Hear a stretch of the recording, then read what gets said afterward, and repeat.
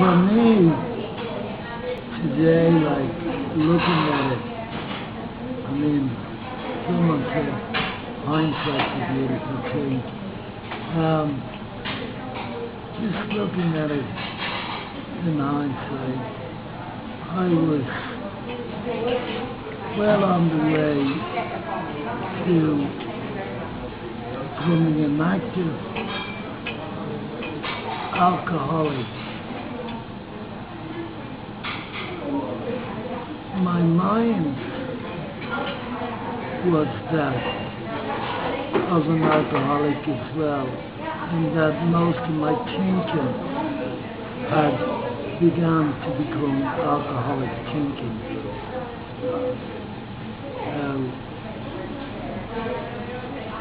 I was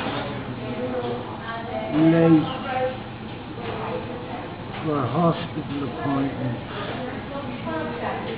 on many occasions. I remember one particular occasion when my wife at the time had gone into hospital to have her child. And I went out to celebrate. I never realized or remembered the last time I drank or what happened. I never seem to be able to call it to memory. You know, the things that went wrong.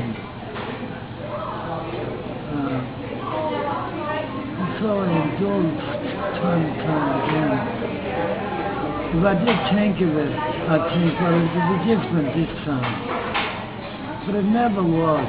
It got, I would say, progressively worse as the years went on. It took my wife away from me. It brought me to a country I really didn't want to be in. It brought me to Britain for 7 years. And I had more trouble with alcohol in Britain. You know, it brought me to places in England that I didn't want to go to.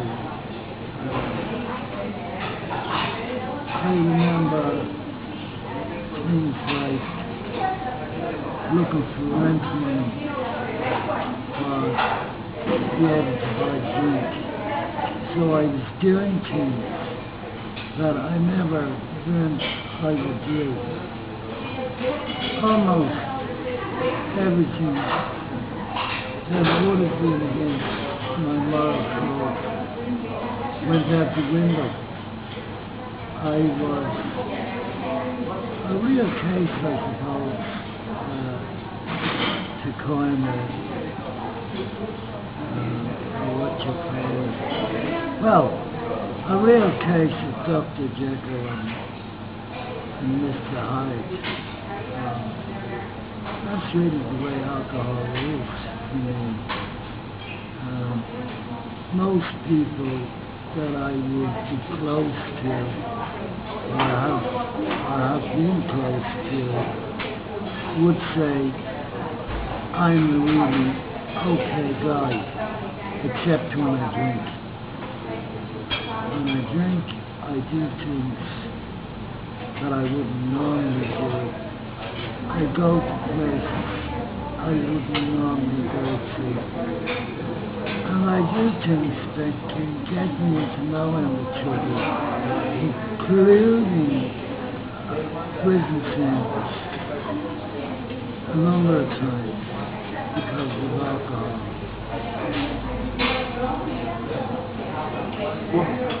What kind of alcohol were you drinking? Were you a beer drinker, or would you touch anything stronger, or did it matter really what you drank?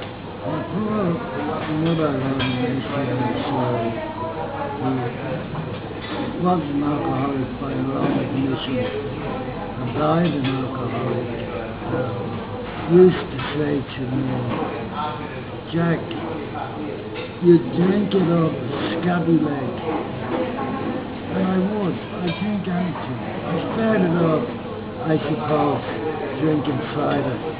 Like most of the kids around my block at the time would have drank. We were only about 13, but there was a pub who was willing to look the other way and was willing to share us if we went into the smoke, as it was called, the room attached onto the main part of the pub. Mostly women would have used it one time. But if you went in there, you could get cider. Perhaps you'd be a pint of snakes as well. You could always get a flagon or two to take away. So you drink that before you go for dance. At least I would.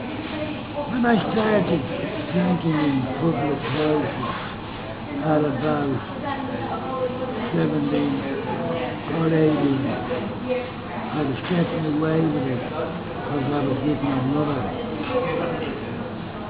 And like I said, I kind of started to do most of my drinking in pubs at that stage. I would always be hanging back for another drink while the lads were getting up and going on to the dance, and I was meant to be going with them. But the next point, I was always going after the next point, and sometimes I wouldn't get to the dance, or if I did, I'd be thrown back out after I played in because I'd done some things you just don't do in a dance floor, like vomiting all over the young lady. I just wasn't good enough in the dance hall with alcohol. That would have been a little before I graduated. In a sense, I used that word. I graduated to street drinking, which is not to say, again in hindsight, that everybody who drinks on the street is an alcoholic. It's not. A lot of people end up on the street because of alcohol, or they get into alcohol after they become homeless. That is another scenario that's played out. With me, it was as I was on the way to becoming homeless, and my father had died, and my mother was meant to be looking after me and the home, but she didn't. She took over the house and brought a lot of itinerant people back, because she was a traveller herself. She married a second person, but she brought a lot of traveling people back to the flat, where I had begun to go with them and my mother around the streets of Dublin, begging and drinking alcohol. So that was the progression. Everything that I knew that had any stability about my life was surely and quickly going out the window. I was living with people now, travellers, who wouldn't accept me as a traveller, although my mother was one, but I was brought up by my father, And now the friends I'd grown up with, the settled friends, would no longer accept me as a settled person because I'd be hanging around with travellers all the time.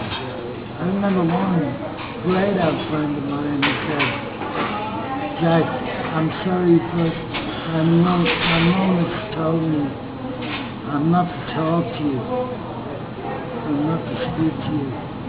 And it was because my mother was taking these people back to the flat to sleep there and to drink there all night and herself along with them.